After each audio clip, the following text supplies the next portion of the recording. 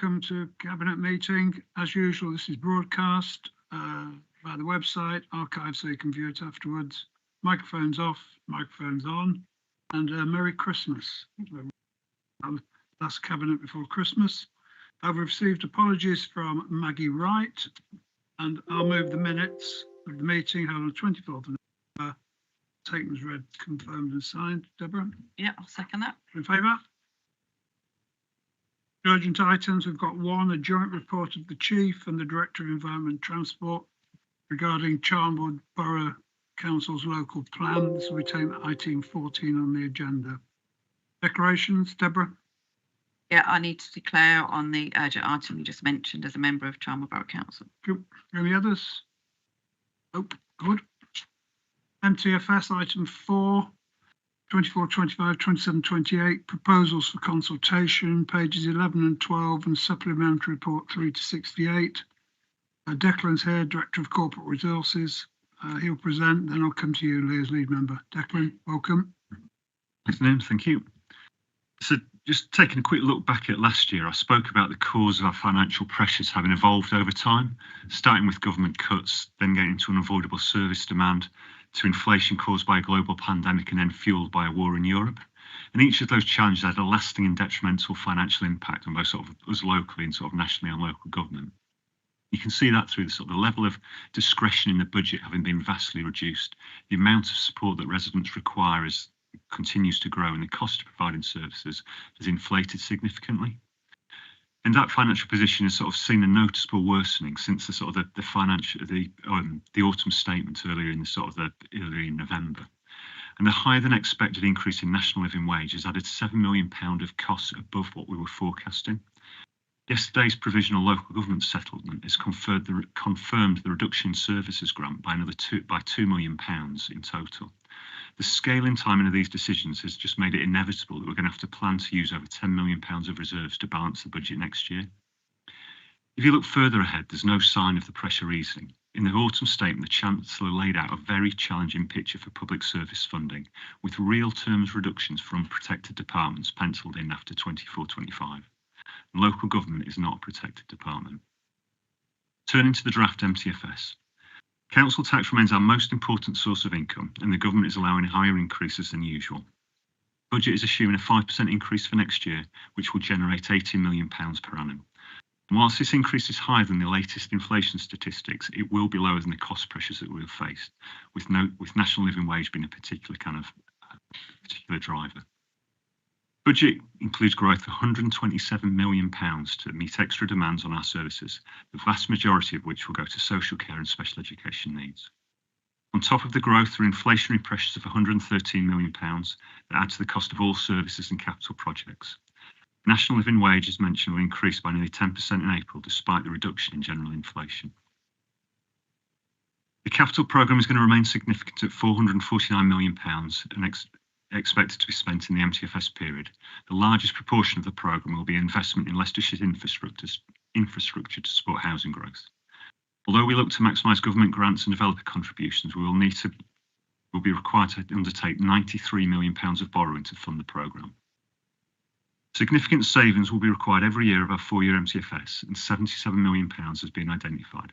£36 million will impact our core services and £41 million to try and bring expenditure on special education needs support back in line with the Department of Education grant. But even with this significant level of savings, there is an £85 million gap by the 4th year of the MTFS. Government's forecasts for the public sector do not indicate any increase in grant funding, leaving the problem to be solved locally. It's not plausible for a gap this size just to be closed by further efficiency savings, although they will undoubtedly play an important part. Council tax increase above the referendum limit have already been assumed to try and provide a realistic view of the challenge being faced, but ultimately what services we provide and how is going to have to be looked at. There are several major risks to delivery of the MTFS. Several significant grants have yet to be confirmed. Future service demands can only ever be an estimate and is influenced by numerous internal and external factors. Inflation is already persisting for longer than expected, causing more damage to national and local finances. Numerous service and financial reforms have been delayed until the next Parliament. Apart from setting out an expected reduction, government has not set out spending plans beyond next year. That will also be in the hands of a new Parliament. As always, this is a very challenging MTFS with some difficult savings and some major risks to delivery. The need to use reserves next year is a serious concern, and resolving will need to be a focus of next year. The recommendations are set out in the order paper. Thank you, Declan. Lee? Yeah, thank you, Leader. Just before I sort of make a few words, a few facts. This year we're looking at a 12 million budget shortfall for next year in our MTFS. Same time last year, we were going to be balanced, so we weren't having to do that. And this is the first time that we're having to use our reserves to balance our budget and post that. Last year this year we're looking at 127 million pounds to support vulnerable people. Last year, same time, it was 57 million, so that's how much the services have grown to meet that demand. Finally, the only other interesting figure is £445 million capital pot. This compares to £508 million last year, so we are cutting our cloth accordingly and making those difficult decisions. We are in the difficult position of having to maximise council tax at 5%, although it is below the national below the average wage growth of 7.3% and is significantly less than the increase in the national living wage of 9.8%. It is the national living wage, as Declan's mentioned, that is the single biggest driver of our costs, and the latest increase will add over £20 million to our budget next year. This is more than the proposed rise in council tax of 18 million, reinforcing the fact that if we want to maintain as many good services as possible, this is an essential rise. There are 153 upper tier authorities in England. 6 of them have now declared bankruptcy in the last 5 years, and it would not be surprising to see the same number go in the next 12 months. Whilst it is hard to have sympathy for those that have hasted their own demise, the residents of those areas will see their services cut ruthlessly over the next 12 months and accompanied by bumper council tax increases. Government needs to reform both funding and service criteria to avert the national crisis in local government. This week's announcement of government funding was known last year and is actually 3% of our core spending guaranteed before local council tax decisions are applied. Until this happens and we get this reform from government, the plight of others and should act as a warning as to what may happen. We do need to keep scaling back our service offer in a controlled and considered way to ensure that the services we do deliver are sustainable and within our budgets. As always, our position is not helped by our own low funding, so when savings are identified, we must deliver them. If we do not, deeper cuts will be required in the future. This is undoubtedly a tough budget, but it is a budget that circumstances dictate. The residents of Leicestershire have put their trust in us to manage the County Council's finances in a responsible way, and that is what we continue to do with this budget here today. I'm happy to propose the recommendations, and I do encourage all residents of Leicestershire take part in the consultation that goes live. Thank you. Thank you, Lee. Richard? Thank you. I formally second the motion, and I agree with Lee in asking residents to join the consultation. Leader, as you've remarked before these meetings, as a council, we're recognised for being people who use the best money we have as best we can, and for being also, of course, the lowest funded county council. And I think telling the public that fact that we are recognised for being a council who do the best we can with the money we have is perhaps one element of reassurance we can give in an otherwise, frankly, bleak and disappointing picture. It isn't good news for us, autumn statement, no point pretending otherwise. But as Lee's remarked, we've been charged with being responsible for our finances, for our residents, do the best we can. And I think we therefore have to put the budget before them and ask for their views. Thank you. I did formally second it, yes. Deborah? Thank you, Leader. Just to pick up a couple of the points earlier about the spending of reserves. I mean, you can only do that once, so it's not a sustainable position. After a couple of years, we won't have any reserves left, which is not a good position to be in either. So I think for me, especially within the Children and Families Department, there needs to be a real shift in statutory duties and policy about how we deliver those duties if we're going to have the same funding envelope that we have now. The statutory duties and the policies just don't fit with the budget envelope we've got. So changes do need to be made. Otherwise, we're going to end up just being a social care deliverer and not a local authority to support all our residents. So some real changes are needed in the next Parliament because fairer funding doesn't look like it's coming anytime soon. Our funding is going down and down. So something has to change because we can't continue like this. We'll live through the next 2 years, but it's looking very bleak ahead. And I don't think any of us stood for election to be going through this and having to make these decisions. But to keep the council afloat, we won't go into bankruptcy. We will make those difficult decisions. But I urge as many people as possible to take part in the consultation. Thank you. Ozzy? Thank you, Leader. I'd like to echo what Richard said. We're one of the most efficient councils in the country. Our offices work very hard for the residents of Leicestershire, and it's a sad position that we are low funded. I agree with what Debbie says. We've got to make some really hard decisions in the next year or two. But residents, I would urge them all to actually take part in the consultation. But I would also urge residents to contact their MPs. This is a Conservative government that we have in power. We're a Conservative council. We work hard for our residents. It's about time our MPs worked hard for them too and got us fairer funding and the money that they need to run this council and deliver the services for the people of Leicestershire. Christine? Yeah, I'd just like to echo what Councillor Deborah Taylor said, that her department and my department, Adult Social Care, takes nearly all the funding in the budget that we have to look after our residents. And unfortunately, the amount of residents that we have to look after is increasing, but the cost of social care is increasing enormously.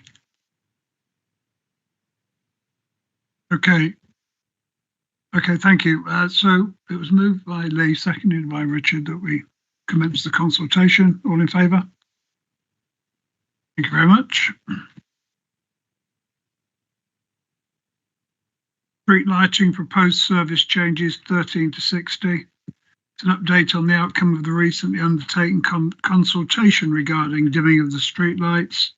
We're being asked to approve the implementation of a trial, 18 months, to dim the street lights to 30% intensity from 8 p.m. and to note the exemptions based on the risk assessment.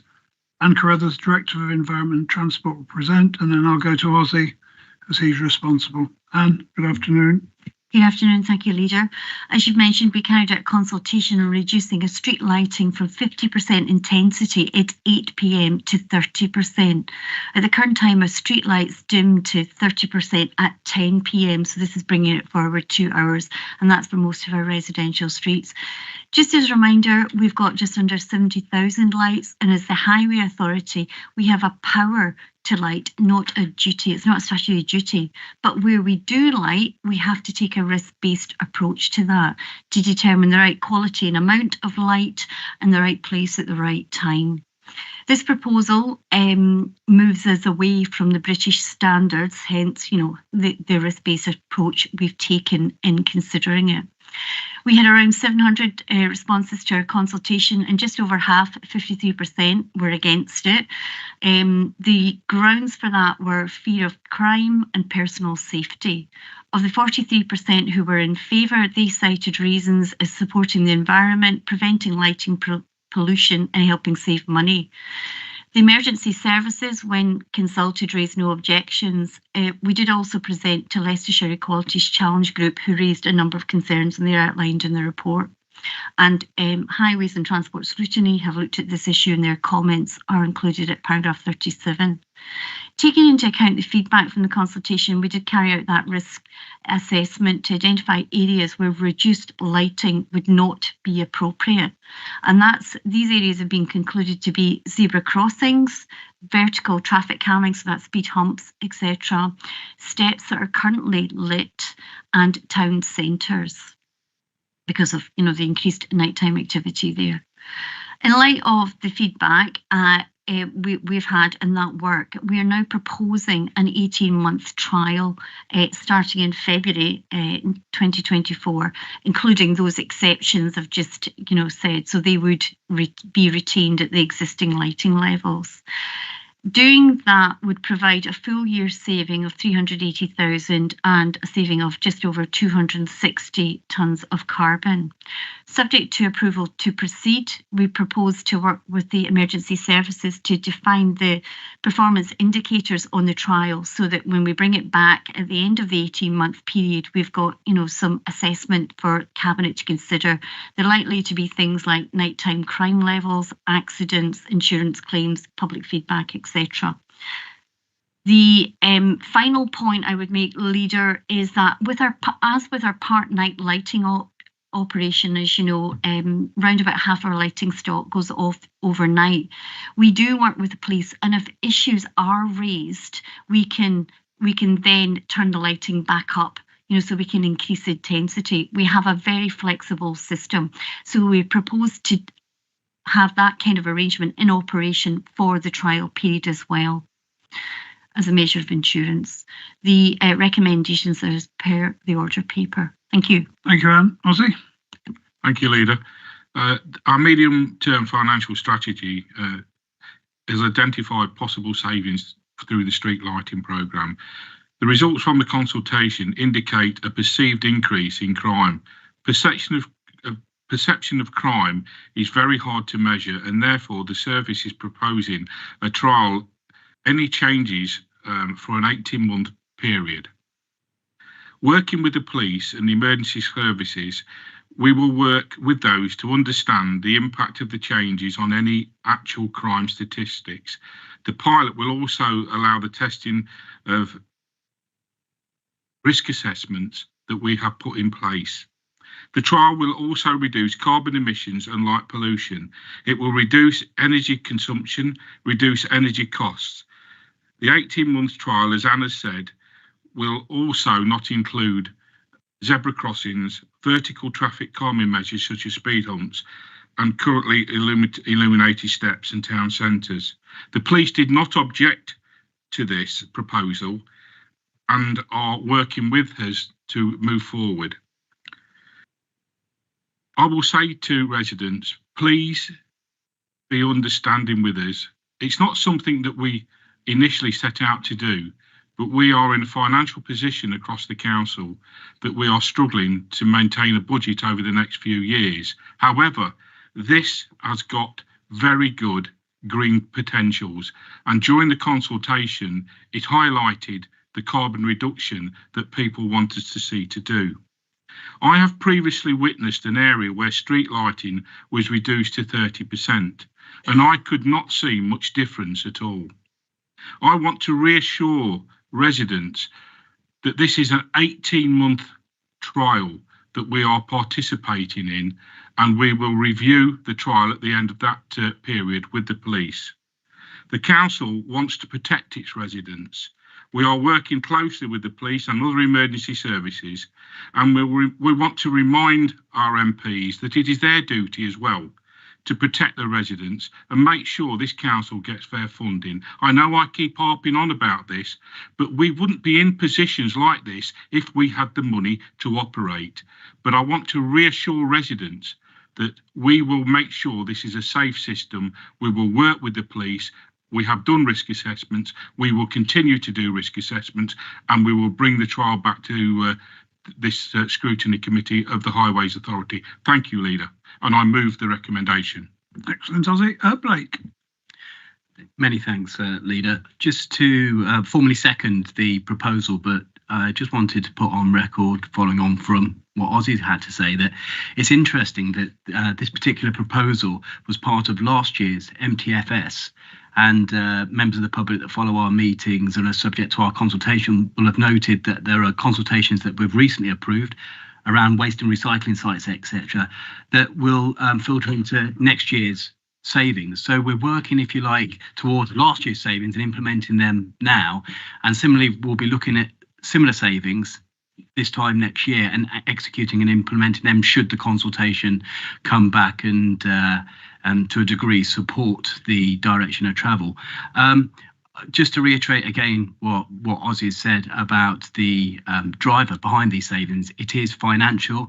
And as lead member for the Environment and Green agenda here, I'm pleased to see that it's one of the proposals that actually has a positive, if you like, green benefit. But that's not the reason we're bringing this proposal forward. It does save 260 tonnes of carbon, which isn't insignificant, but the main driver is financial. This authority needs to save its money within its medium-term financial strategies to make sure we stave off the Section 114 notice, otherwise a declaration of insolvency. So with that, I will move second the motion, Leader, and just hope that the trial goes well, and any issues that are picked up during the trial we're reactive to, and we work very closely, like you say, with the emergency services, in particular the police, should we need to change the lighting in any particular location. Thank you.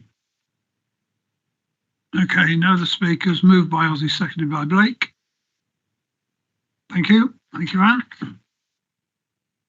Agenda item 6, improving passenger transport through bus service improvement plan plus and Networth North funding, pages 61 to 126.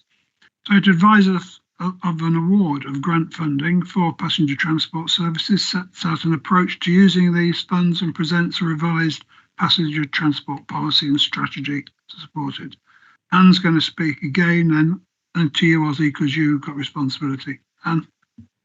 Thank you, Leader. As you've just stated, we've been awarded BSIP funding. Bus Service Improvement Plan Plus funding is the title of this funding stream.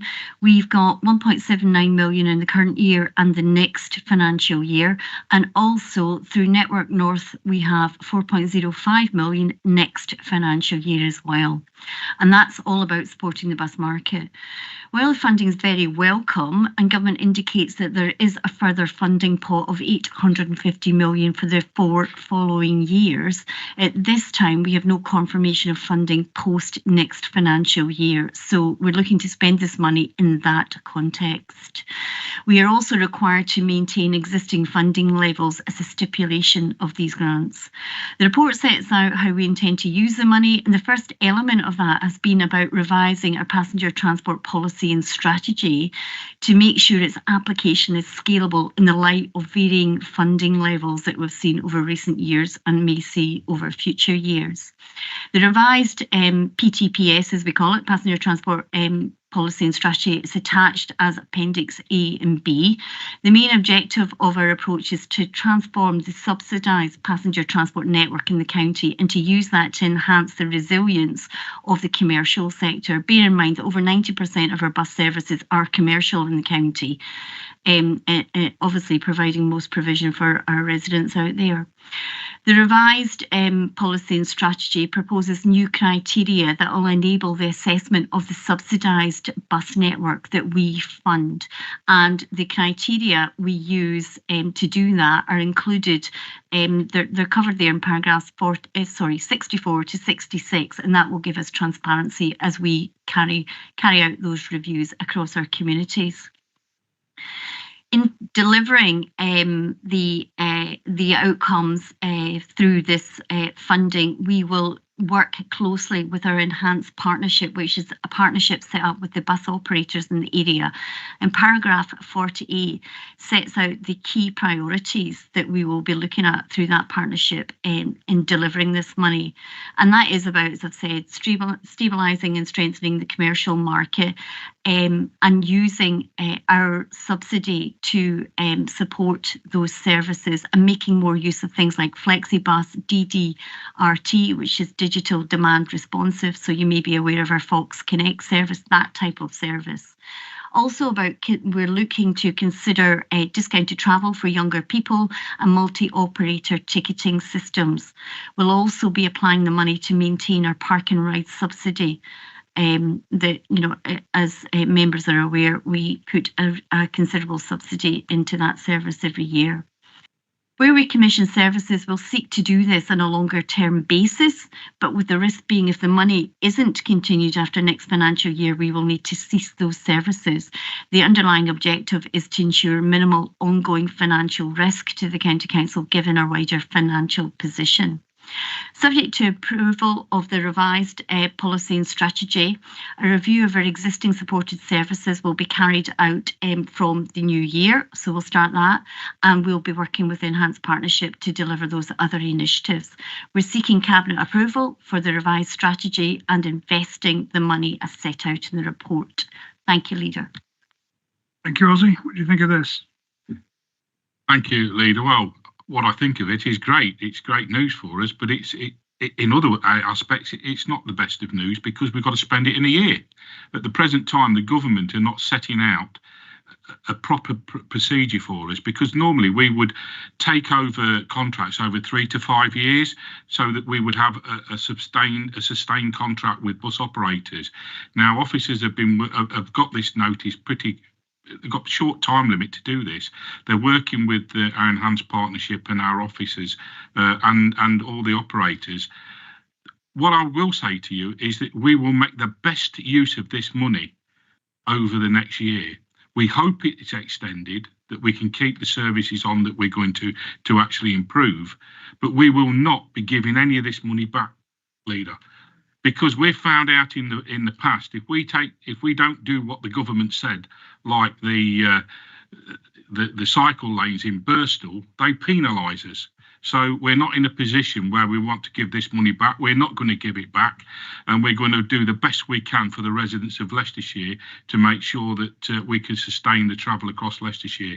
I will, however, say there's one caveat: we will not be able to put the services on that were uneconomical and not sustainable that we've already had to cut.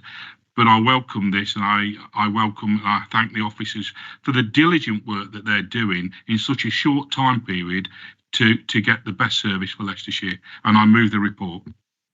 Very good, thank you, Ozzy. Christine, you like buses? I do like buses, yes. I'd like to formally second the recommendation and support what Ozzy said. In my area, I've already put forward about the 129, which also covers part of your area, Leader, to make sure that carries on, because I know that they were thinking of altering some of the routes. The 127 in my area, increase it where they're doing in Shepshed, because at the moment they only do a quarter of Shepshed and they have about 3 buses following each other, and asking them to look at going around other parts of Shepshed. And now's the opportunity, if we've got the funding there, to say, right, can you look at this? Then after, they can say whether it's sustainable. And also have a look at putting on a Sunday night service, because at 5 o'clock, that's it. You can't get back to Shepshed. So not like me, but some people might go into Loughborough for church and then they're not going to be able to get back home again. So I would hate that to happen. So yes, it's very good to have this money, but to try and get it spent in a year and then hopefully to have something really concrete to say, right, this is sustainable now, isn't going to be very easy for your team. But I think, like Ozzy said, we've got to work at it and we've got to spend it. So yes, I'd like to formally second this recommendation. Thank you, Christine. Thank you for mentioning the 129. Richard? Thank you. And I'm delighted that Ozzy in particular has so vigorously said we will not give any of this money back. I mean, clearly we hope the government will give us more time to use the money well. It's good to have the money, but it's hedged around with all sorts of ifs and buts, as the report sets out. The report does show many of the initiatives proposed, and that's great. But if the worst comes to the worst, we must use the money, if only for short-term benefit for Leicestershire, rather than hand it back, and explain to people it is only short-term. I don't think people would accept the idea that we hand money back, and also it would give the government a reason for denying us more funding on the grounds they would say we don't need it. I know that, of course, we should try to get the best value for money, but the government sets the rules and we have to work with those rules as best we can for the benefit of our county. So here's hoping that the money can be used effectively and efficiently in the time period. But if not, as Ozzy has said, it must not be handed back. It must be used, even if in a short-term way, for a benefit for our county. Thank you. Okay, we've now the speakers, moved by Ozzy, seconded by Christine. All in favour? Thank you, Anne.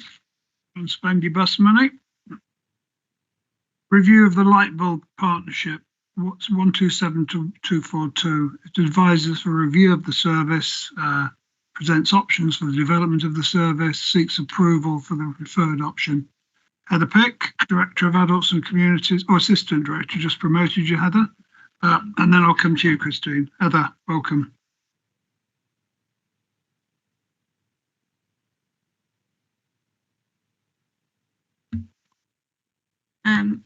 So I'm here today to advise Cabinet of a review of the light bulb service and partnership, which, as we all know, it provides an integrated housing offer focused on health and wellbeing outcomes, presents options for the development of the service, and to seek approval for the preferred option. Light bulb service is a partnership between the county and district councils, no mean feat, as you would all agree, and one that has been really successful, not only for the relationship between the county and the districts, but between the districts themselves also, and has provided an integrated forum for us to work together. Service brings together a range of practical housing support into a single service, providing a proactive, targeted approach via health and social care professionals. The model allows for early assessment and triage of housing issues, and the light bulb operates a hub and spoke model with a central hub and integrated locality light bulb teams in each district, excepting the Charnwood Borough Council. The current model incorporates minor adaptations, disabled facilities grants, wider housing support needs, including warmth, energy, home security, and such services, housing-related health and well-being, assistive technology, falls prevention. It provides planning for the future and housing options for individuals, and provides housing-related advice and information. The County Council has a service level agreement with Blaby District Council, which expires on the 31st of March 2024. This agreement allows a level of delegation of statutory functions of the local authority for assessment and provision of services to Blaby District Council as part of the light bulb service. For this to continue, a new partnership agreement needs to be in place for April 2024. In the paper that we've presented, the draft options proposed seek to address the current inconsistencies of delivery across the county. And I mentioned previously that the hub and spoke model is in place, but the Charnwood Borough Council aren't fully integrated into this service and haven't been from the beginning. The proposals seek to address that and to provide a joint service across the county for all district councils and the local authority. The Charnwood Borough Council have undertaken an independent review alongside the review of light bulb that has gone into this business case. And we would expect the outcomes of that review to be announced shortly, but before the final business case, which is to be presented to Cabinet in February. So we will know the intentions of Charnwood, but the options here look at Charnwood being in the model or Charnwood being out of the model, and we go through those. The review of the business case has highlighted a number of opportunities to look at developments in the offer. It also identifies current financial pressures and cost-saving opportunities for collective smarter procurement practices, such as bulk buying and common supplier lists across the whole of the county, development of more flexible DFG solutions, sharing good practice and process improvements, opportunities to engage in a consistent single dialogue with social housing providers to regard the delivery of home adaptations and ensure this offer is better aligned with that for homeowners. Continued customer insight work alongside the service delivery to identify service gaps and delivery county-wide improvements.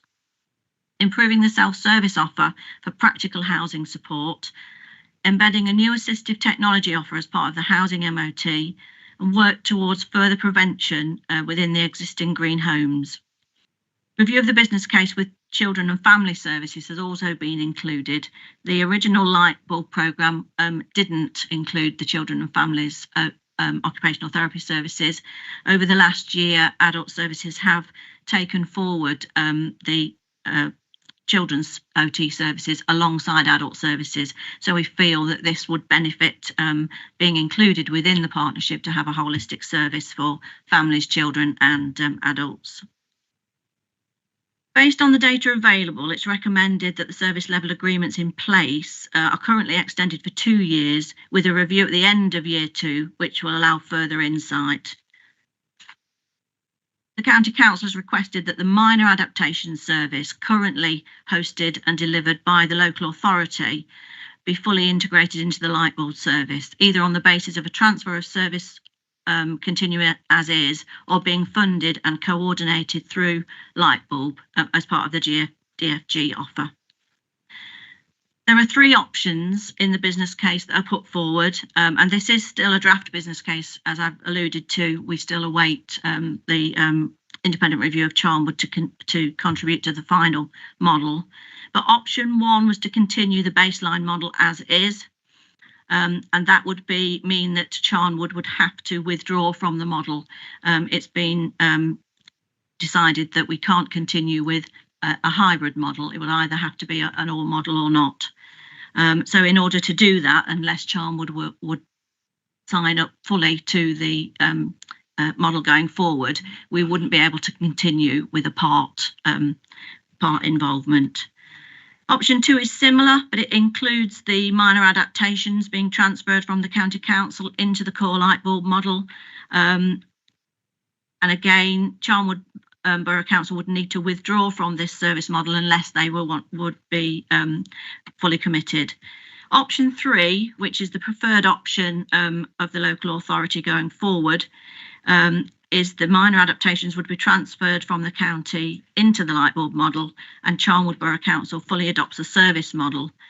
This would be a phased approach between 2024 and 2026, but which would mean we could carry on further recommendations that the business case has included, but receive the full commitment of all district borough councils and the local authority, and the efficiencies that would bring forward with minor adaptations. If Charnwood aren't going to fully commit to the model, there would be implications for the local authority, because the model is based on a whole county approach. Our occupational therapy service, which we deliver alongside the light bulb programme, is based on that consistent approach across the counties. We also have some service level agreements that we ceased when we joined light bulb around minor adaptations, etc., which are now fully into the model, which would have to be recommissioned or repurposed for us to be able to offer a single service to Charnwood, but also support the light bulb programme across the rest of the county. So it would mean that we would have to reconsider our financial contributions and redistribution of those OT resources across the county. I think just to go back to the recommendations then, it's recommended that the review of the light bulb service and draft business case arrangements be noted. Subject to the outcome of the engagement with partner agencies, option 3 for the operation of light bulb service to be approved, noting that this will involve the minor adaptation service being transferred from the County Council to be delivered through the core light bulb hub and spoke model. In the event that all partner authorities are in agreement with option 3 for the operation of light bulb service to continue, the Director of Adults and Communities, following consultation with Cabinet Lead Member, be authorised to approve the final business case. And as we've said, a further final report to be presented to Cabinet in spring to approve the revised business case and alternative options in the event of there being a lack of consensus from the partnership authorities on the implementation of option 3. very fulsome explanation, Heather. Christine. Yes, thank you, Heather. I think that's really outlined what Lightbulb does, and I'd like to formally propose that we go with recommendation 3. Along with Ted Parton and myself, we attended a briefing at Blaby, who run the Lightbulb on behalf of the county and the other districts and boroughs, and found it very interesting and just exactly what they did. I wasn't aware, and I don't think Ted was aware, of just what we do for our residents that need support. And as Heather outlined, that we working closely with the children's section to bring them into it so that we can help support them with any adaptations that children need. Lightbulb is thought very highly of around the country, because I know our officers have gone out and briefed other councils about how it works, and it's an absolute brilliant scheme that if anybody's got any, they need towel rails or rails up the stairs or ramps and things like that, that we're here for them at the end of the thing. And I was sorry to say that Charnwood aren't fully committed to want to come with us on this, because I do think it needs all of us working together, because it must be awful if you live right next to, say, another area, and you live in Charnwood and finding they're getting this and Charnwood aren't getting. And I know when I was a Charnwood Borough Council, I used to have a lot of complaints about things not getting done. And I understand they've still got quite a bit of funding left for adaptation. So that is my concern, that I will bring it up with my borough councillors to make them aware.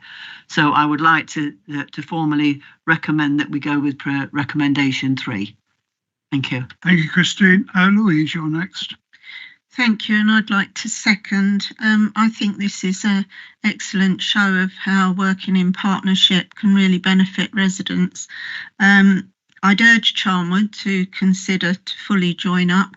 It makes sense to have a provision right across the county, but it's also evident now that the positives and the efficiencies, which hopefully Charnwood see.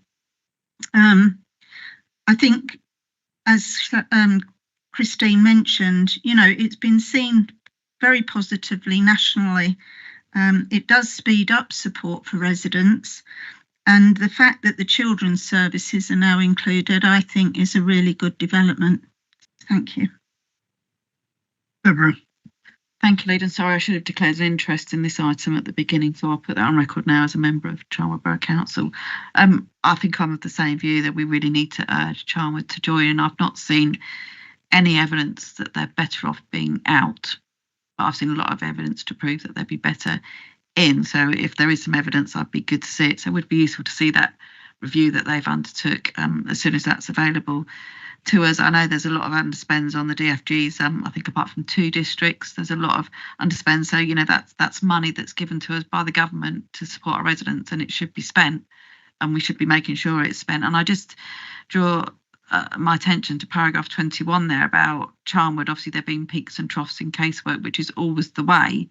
But with Charnwood not being fully in to share the casework with other locality teams, ends up in regular one-off interventions at an additional cost, either Charnwood or the Lightbulb. I mean, in the present situation that not only us, but all the districts are in with local government finance, having to pay off for one-off interventions when we can all work together just doesn't make sense to me. So I do urge Charnwood to look at this seriously, provide the evidence about why they shouldn't be in it, because I've never seen any of it, and I am still a councillor and I get lots of complaints about people waiting ages to get work done in their homes to make them safer and to be able to stay in their own homes. So yeah, I think I'm fully support of option 3 as well.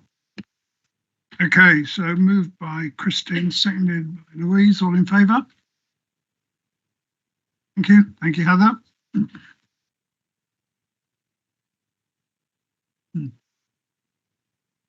Physical activity programme reductions 243 to 306. Outcome of consultation on proposed new service model for physical activity. Seeks approval of the final model and to proceed to the grant award stage. We've got Mike Sands, Director of Public Health, is also here with you. So we'll manage with you on your own. And then I'll go to Louise, who's responsible for this. Welcome, Mike. Go ahead. Yeah, thank you, Leader. Apologies from Liz, who has wisely chosen not to share the cold that she's got with us all this afternoon and the week before Christmas, so hence I'm on my own.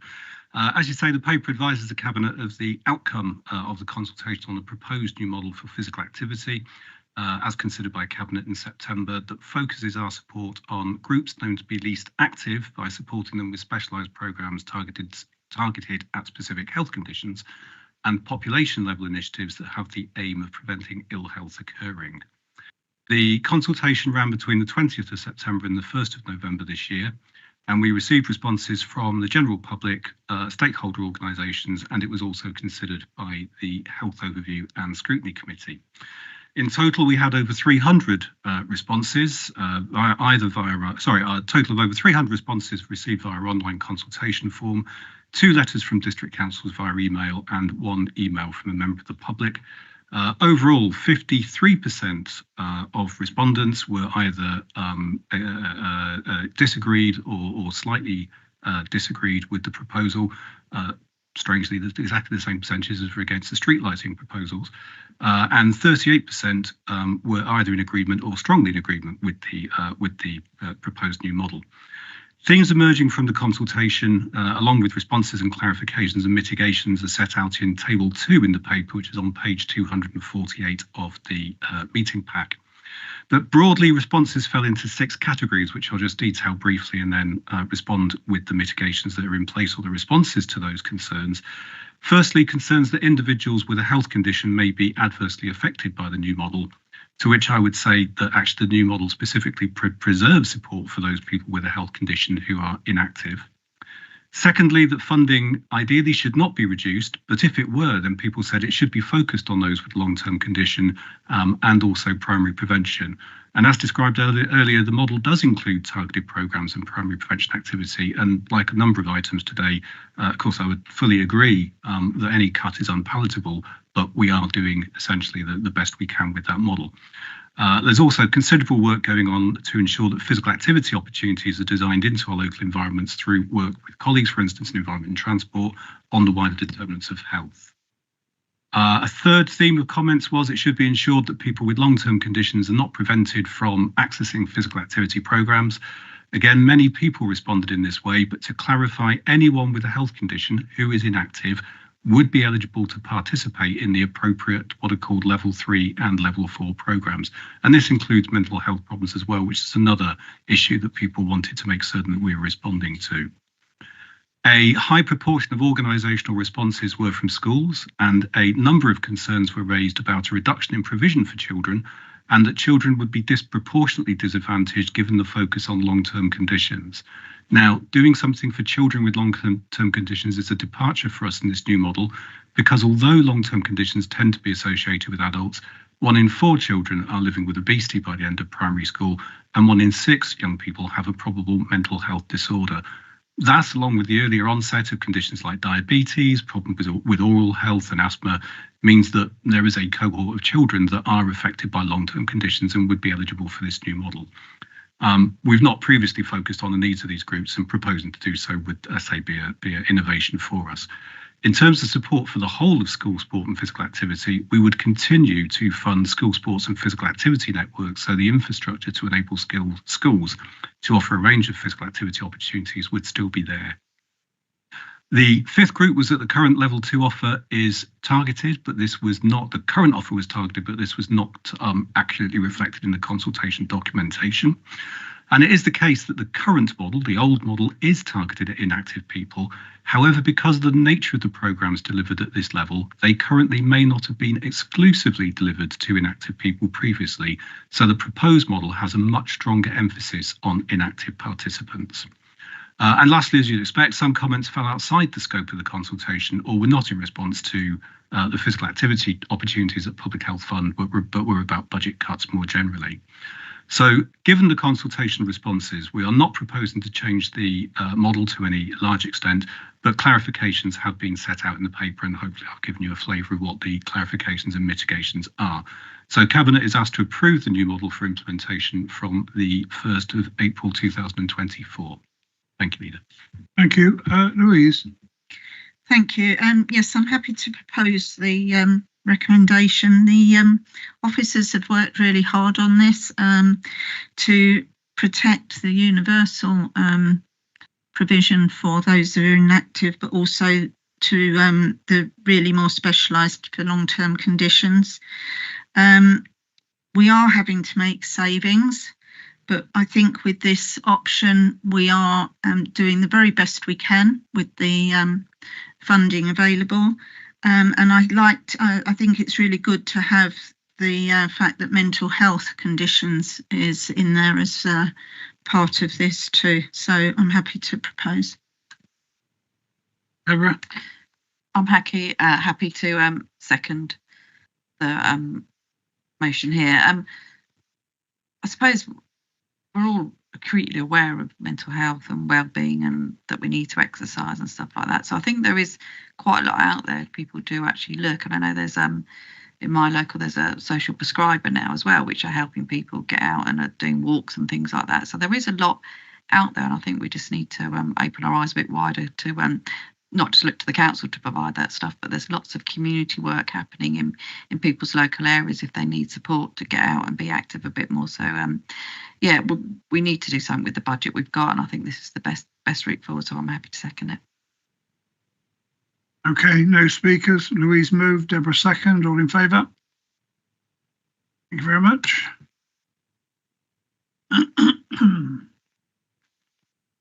9, interim commissioning arrangements for sexual health services across Leicestershire and Rutland, 24-25, pages 307 to 328.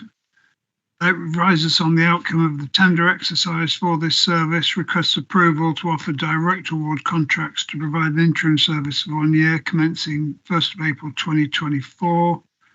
Sally Valance. Hello, Sally. You'll present, then I'm going to Louise. Sally, over to you. Thank you. So the local authority is responsible for commissioning sexual health services for people living in Leicestershire.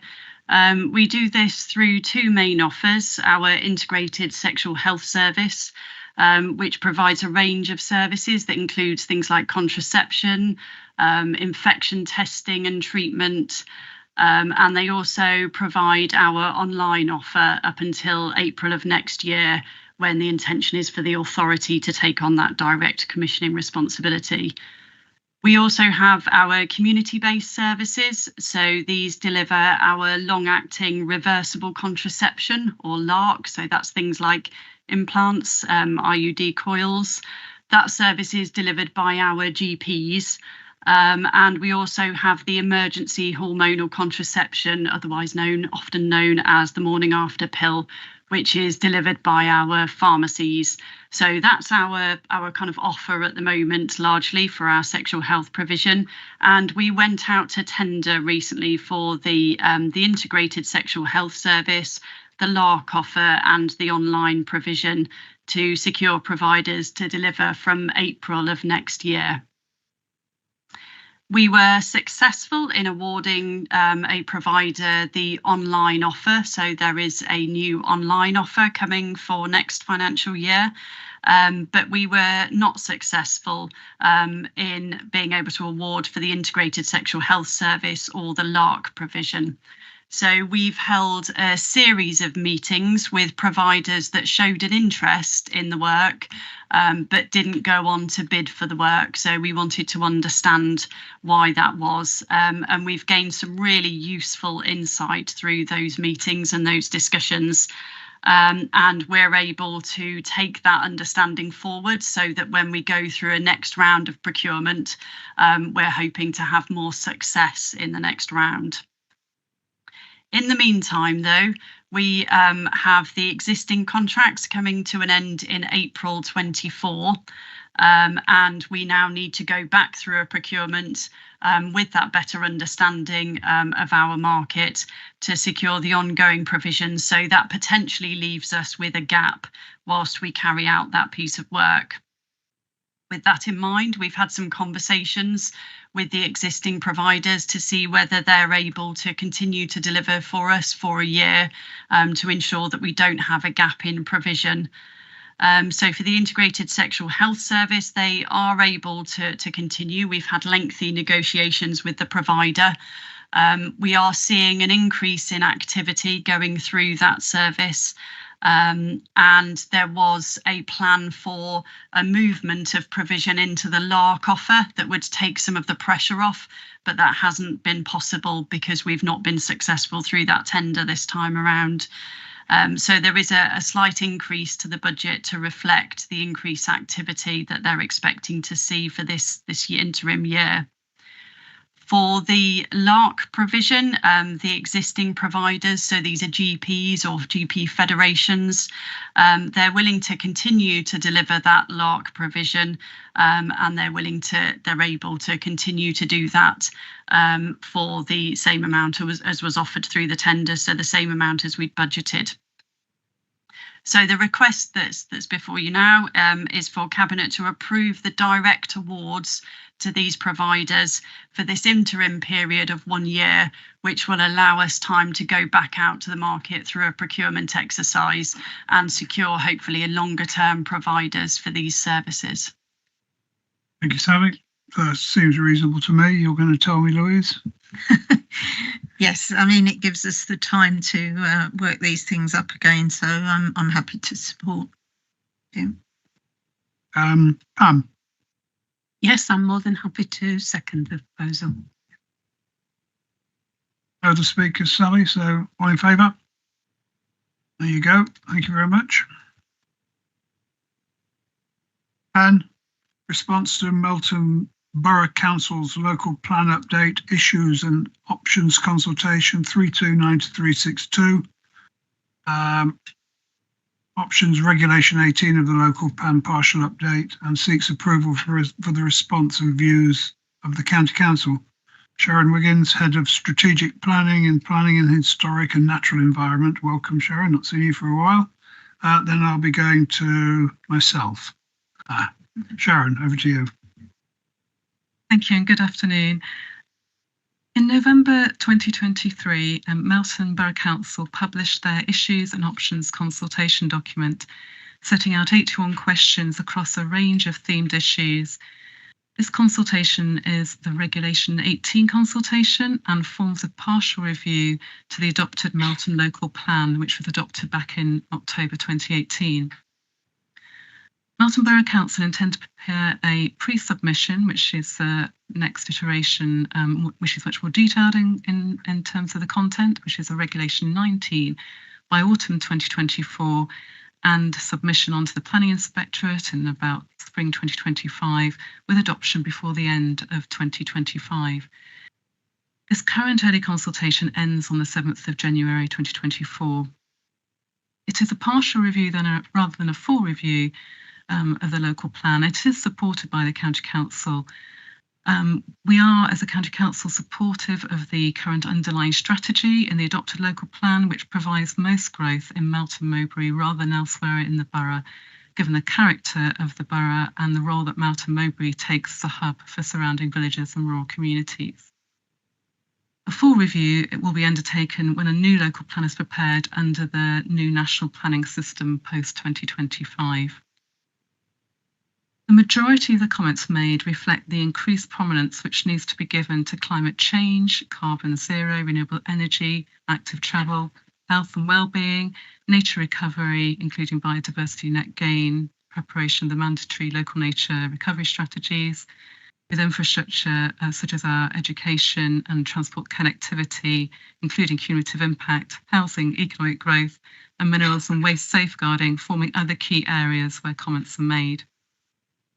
Members are asked to consider the key comments in paragraphs 36 to 74, which are included in full in the appendix to the report.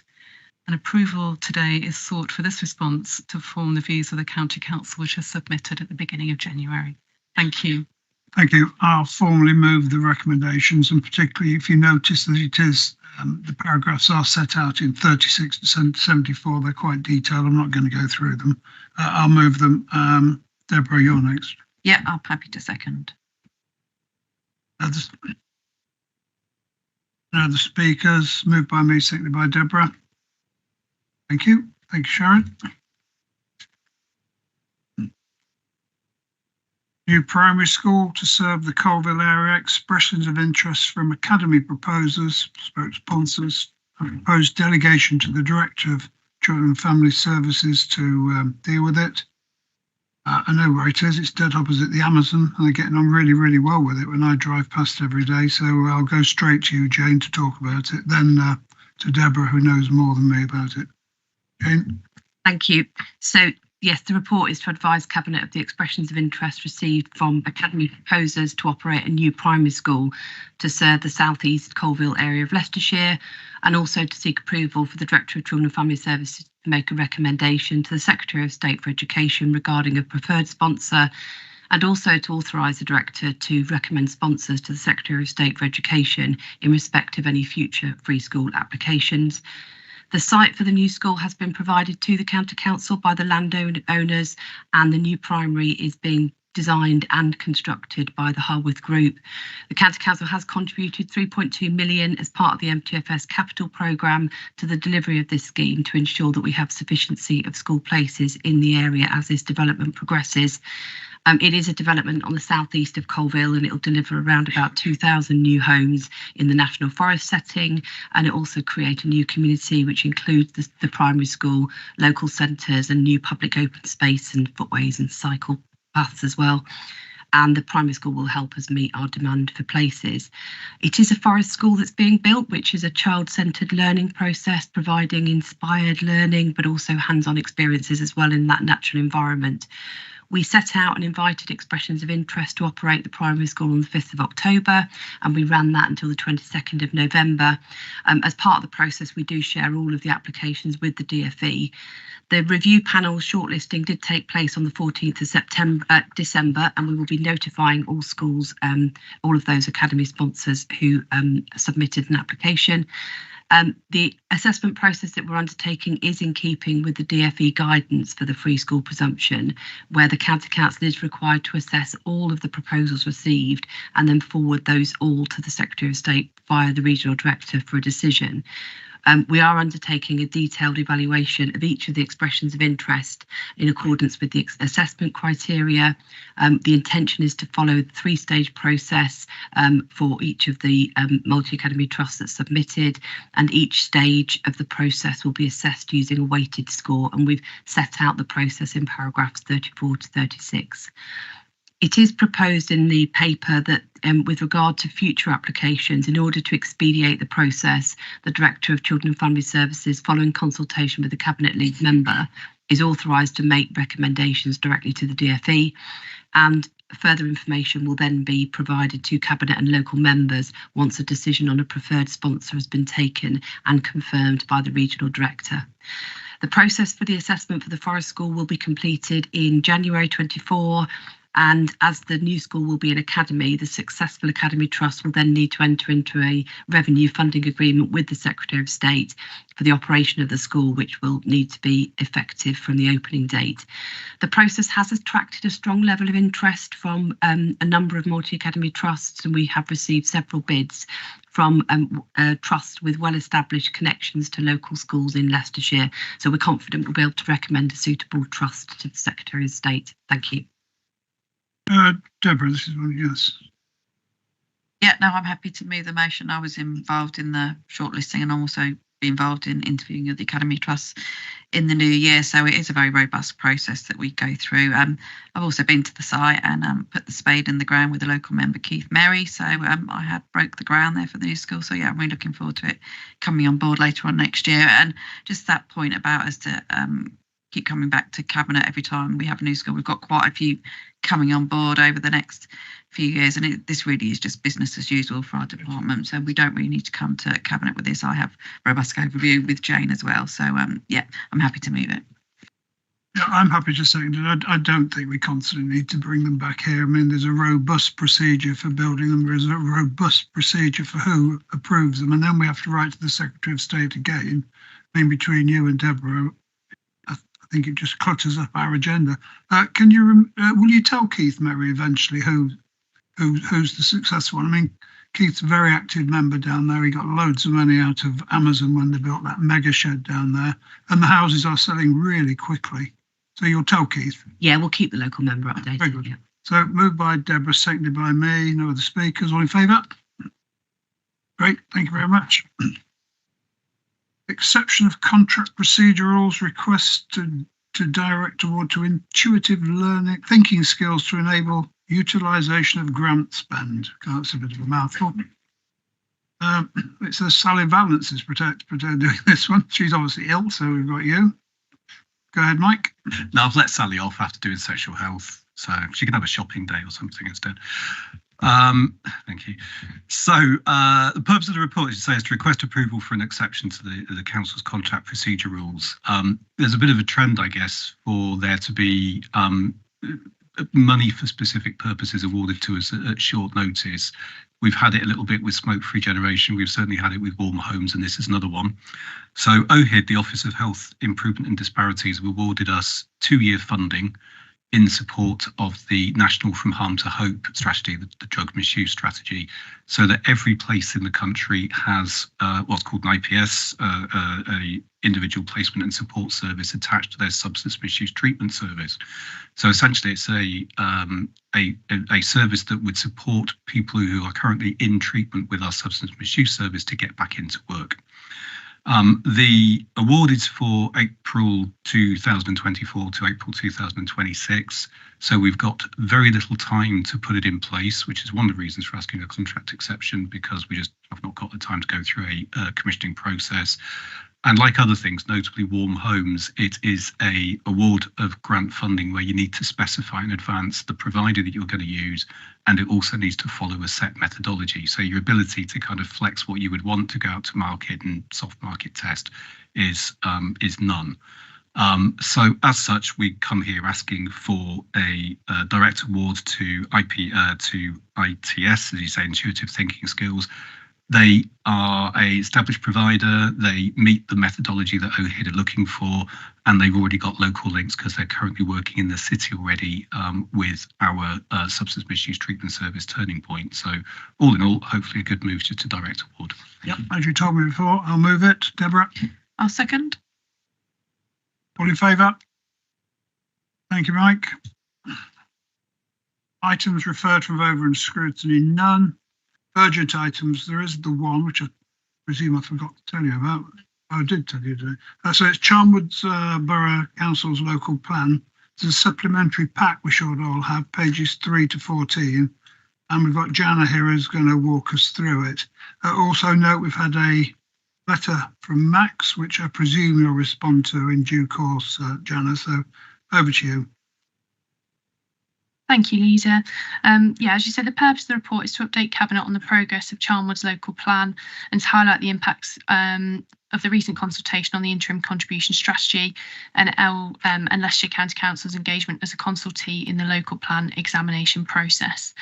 The reason the report is being presented urgently to Cabinet is it arises out of very recent discussions with colleagues at Charnwood Borough Council and the need for officers here at Leicestershire to engage with Charnwood officers to respond to the inspector on the outcome of their recent consultation on further evidence for their local plan. And we'll be engaging with Charnwood very urgently. We've got responses to make by the 5th of January, and this will then feed into further examination hearings. So there's an update to the report. Paragraph 34, we said that the next steps were still to be confirmed. I believe they were recently confirmed yesterday that there is likely to be further hearings, and the content of this report will help inform Leicestershire's involvement in that. So Charnwood Borough Council undertook a further consultation on additional local plan evidence from the 27th of September to the 8th of November 2023. The consultation included information on whole plan viability, as well as the approach to mitigating transport impacts of growth arising from the local plan spatial strategy. So that's how growth is set out in Charnwood for the future, where effectively housing goes in the Borough of Charnwood.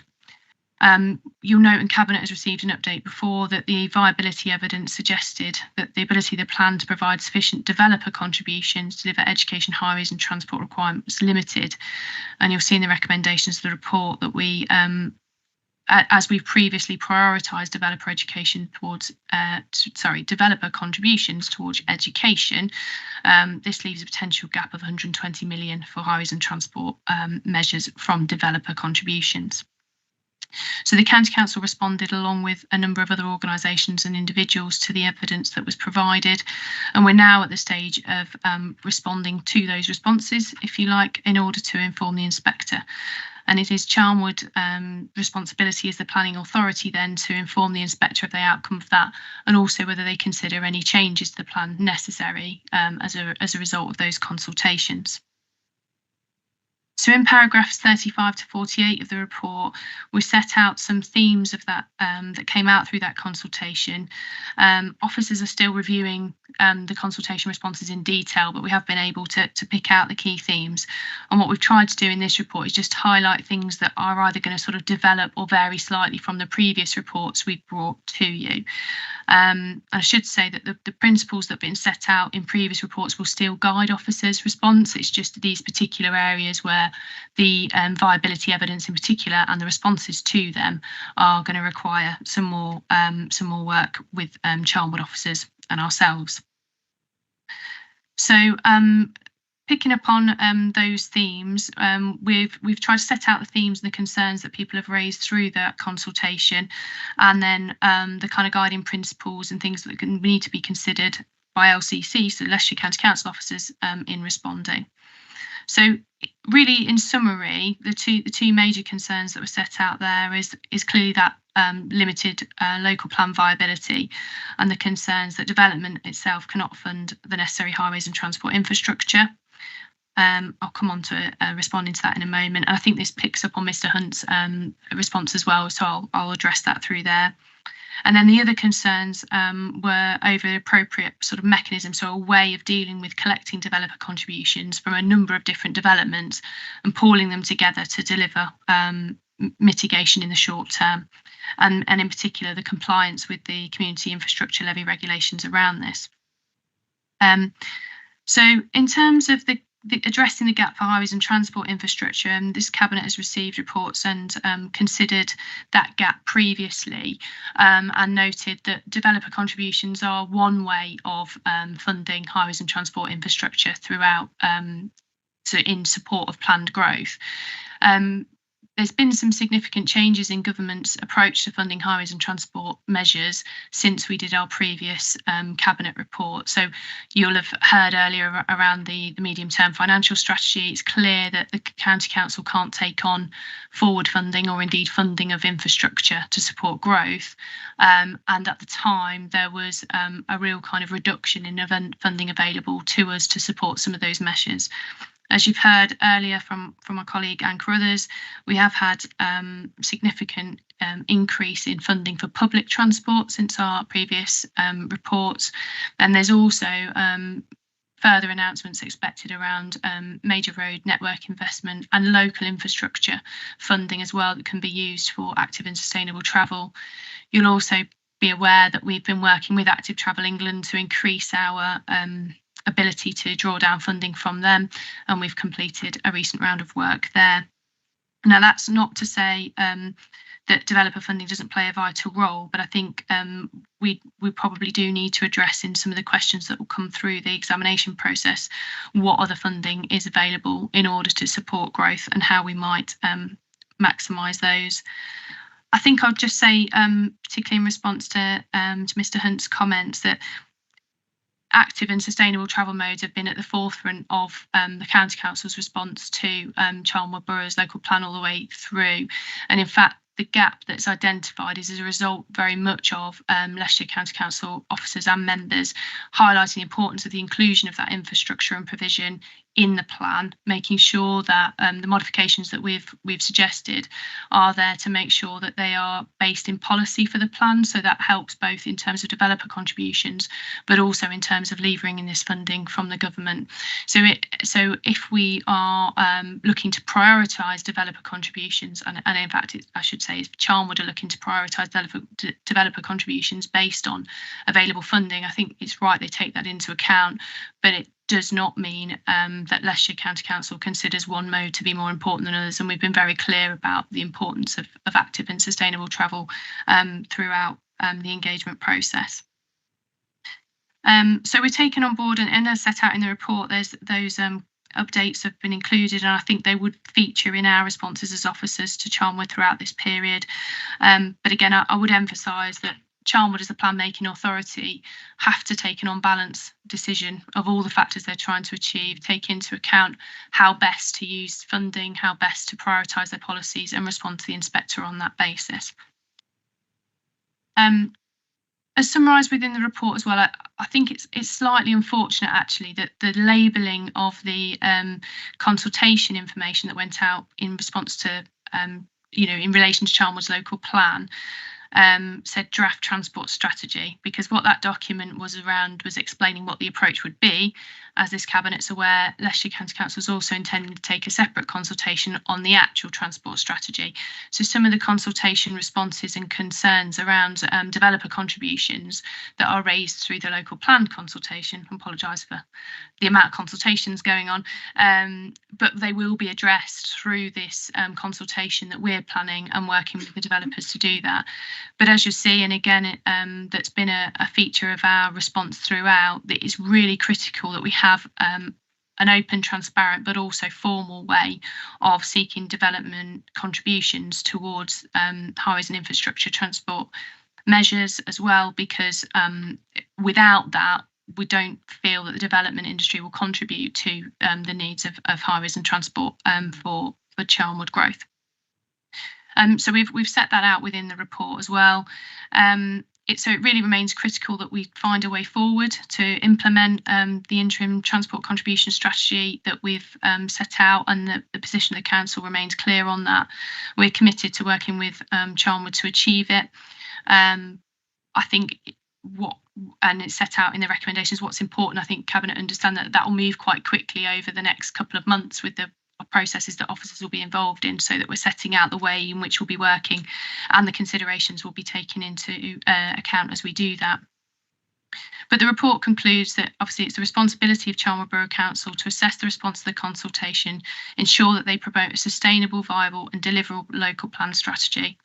Notwithstanding the contribution strategy, it's also the Borough Council's responsibility to ensure there's an appropriate approach in place to secure developer contributions towards the package of transport measures required to mitigate and to the extent that it's reasonably practical to do so, and to plan on the basis of the cumulative and cross-boundary impacts arising from the local plan strategy. And we've been working with them on that throughout the local plan process. So overall, though, it remains the council's position that it's in the best interest of Charnwood communities to have an up-to-date local plan in place, and for the county council to work with Charnwood Borough Council to seek to achieve this. We'll do that within the previously agreed principles as they're set out in previous reports and those that have been included in the report, recognising the inherent challenges associated with this approach. But I think we wanted to highlight today as well, particularly that it is a challenging environment to work in, and pragmatic decisions will be required in terms of local plan work. So the recommendations are set out as per the order paper, with appropriate delegations to help us respond to the necessary consultation processes associated with the local plan. Thank you. I'll move the recommendations, but just say that £120 million short on highway and road infrastructure is a hell of a lot of money. Now, okay, we'll get schools, you'll get houses, but you won't be able to drive to them. And if you look at it, although we talk about active and sustainable travel, most people still want to use their car to park at their house on their own drive. And they certainly want to go to Tesco in their own car, not on a bus. So it's all right talking about that, but they still want to use their car. And I look at some of the implications of the growth, and I look at Shepshed. I mean, Shepshed's a great little village, I think, aren't you? A village, town. But the amount of houses they've had put in there by Charnwood with very little additional infrastructure to get around in your car is pretty bad in my view. But having said that, I'll move your recommendations. They are under responsibility to do one. Having one's better than nothing. But it looks like houses with schools and no roads to me for the foreseeable future. I'm coming over to Ozzy, who is also a road man like me.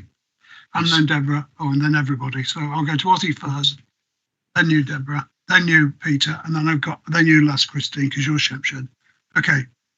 Thank you, Leader. I'll second. But what really concerns me is the great difference between, the infrastructure that we need as a highway authority and what they're looking at to provide. Yes, schools, we do need schools, but we do need highways. And 120 million, we've said earlier today, we just don't have money in this council to actually do that. Highways are very important.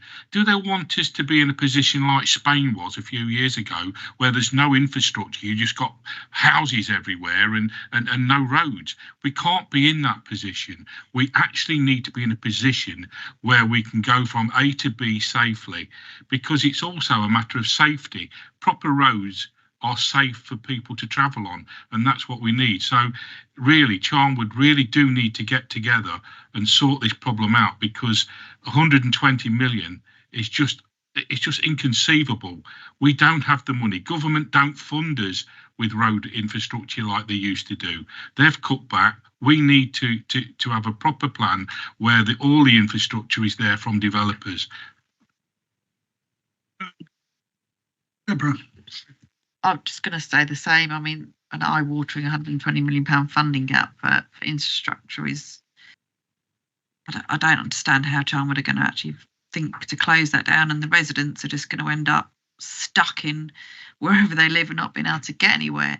And I suppose for me, it was the strategy right from the beginning that added on, blocks to every single village and town within Anstey, which then relates to lots and lots of different bits of infrastructure and highways that's needed, rather than having a sustainable urban development that just has one lot of infrastructure. You pay for it. There's 4,000, 5,000, 6,000 houses, rather than these add-on little blocks to every single village, I think has ended us up with this funding gap. And you mentioned sort of additional funding above developers, because you can't expect developers to provide it all. It's got to come from elsewhere. I don't know where it's going to come from, but this additional funding you mentioned from government grants, that's not just going to be for Charnwood though. We've got all the other local plans coming through across the district, so we can't have all this money just going to one area, because all the other local plans are coming forward as well. So for me, it's a real issue for Charnwood to sort out. They need to look at their strategy, and they need to give a serious look about whether this plan is actually viable going forward as it is, because I'm struggling to see my way through the treacle at the minute with this. So it's a real concern, especially living myself within Charnwood and all my residents that I represent. Thank you, Deborah. Peter. Thank you, Leader. Just to reiterate the comments made by Deborah, I've made similar comments when Hinckley and Bosworth have brought forward their previous iterations of their plan, that without a up-to-date local plan, there is a real risk of speculative applications coming in, that development just goes piecemeal without that infrastructure in place. And as the leader said, you'll end up with loads of housing, but you won't be able to get anywhere because you'll have gridlock roads. And I know, residents in Rowfleet, Birstall, and as Deborah said, Anstey, already, at the behest of developers coming in because the borough doesn't have an update plan. So I really like to see the Labour-led group at Charnwood work with us constructively to ensure that they do have a viable plan in place, so that we have the infrastructure to deliver for our residents. Thank you. Christine. Yeah, I mean, as you all know, that I live in Shepshed, as the leader keeps mentioning, and at the moment we can't get out of Shepshed and we can't get in. But some people might say, well, we're glad we can't get in, but I'm not one of them. I do like Shepshed, but no, with the houses just going up without proper infrastructure is not really on. And it's not just Shepshed, it's all round. It's not just Charnwood, it's round the whole of the country. There's certainly Leicestershire that we need to look at it. And unfortunately, the government is saying that they're going to be being more strict with houses. But if they're going to be more strict with houses, they've got to be more strict with their own policy of providing the roads and the infrastructure. It's all well good saying we're going to have the schools, but then the children have got to get to the schools. If they've only got dirt tracks to go on, they're not going to be able to get anywhere. So we really need to nail this on the head with Charnwood, and then let the other authorities know where we're looking at. Yeah, the whole planning system really is in a mess. It's set up to fail from the word go, but we have got to respond. So I've moved the response. I think you seconded the response, and I think we're all going to vote in favour of the response. Thank you. Good luck with them.